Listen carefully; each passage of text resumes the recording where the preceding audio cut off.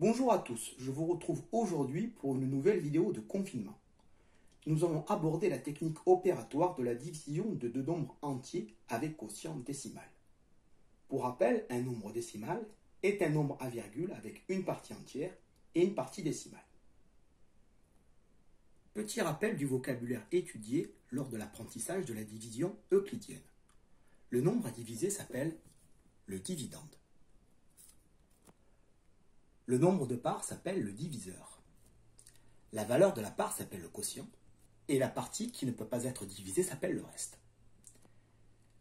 La technique de la division avec quotient décimal a pour but de se débarrasser du reste. Je vais vous expliquer pourquoi. Avec un exemple, cela sera plus facile. Imaginons que deux amis gagnent 37 € au loto.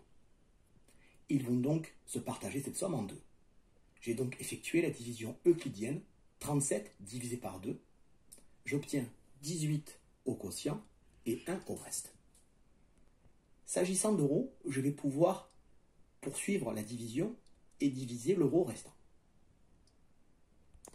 Je commence par placer une virgule après 37 et une autre après 18. Comme vous le savez, 37 peut être écrit sous la forme de 37,0. J'ai donc complété avec un 0 après la virgule.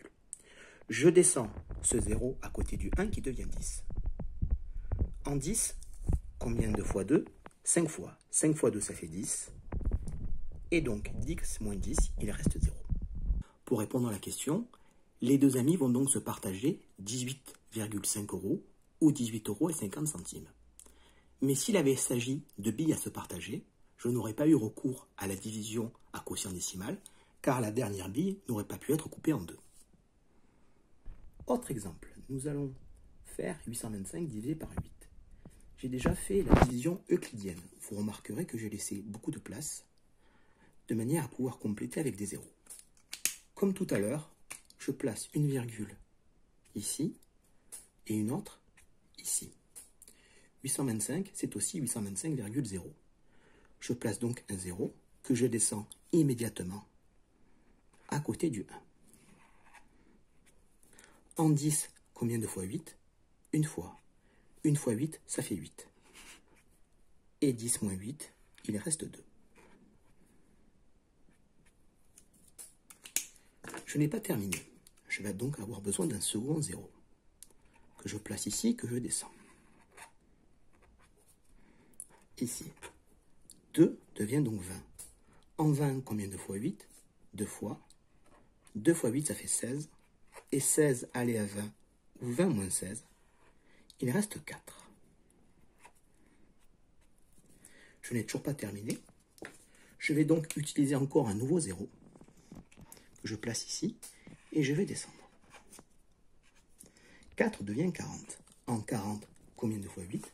5 fois. 5 fois 8, 40.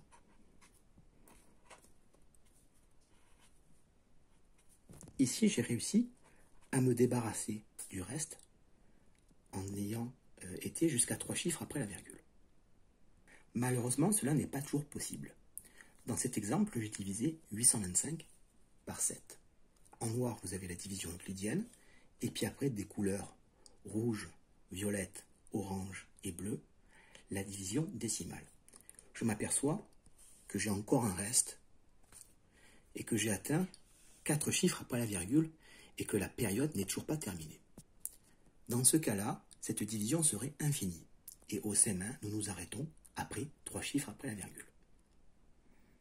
J'espère que cette vidéo vous aura été utile, qu'elle vous a plu. Et surtout, n'oubliez pas, chaque jour où j'apprends quelque chose de nouveau n'est jamais un jour de perdu. Au revoir, à bientôt.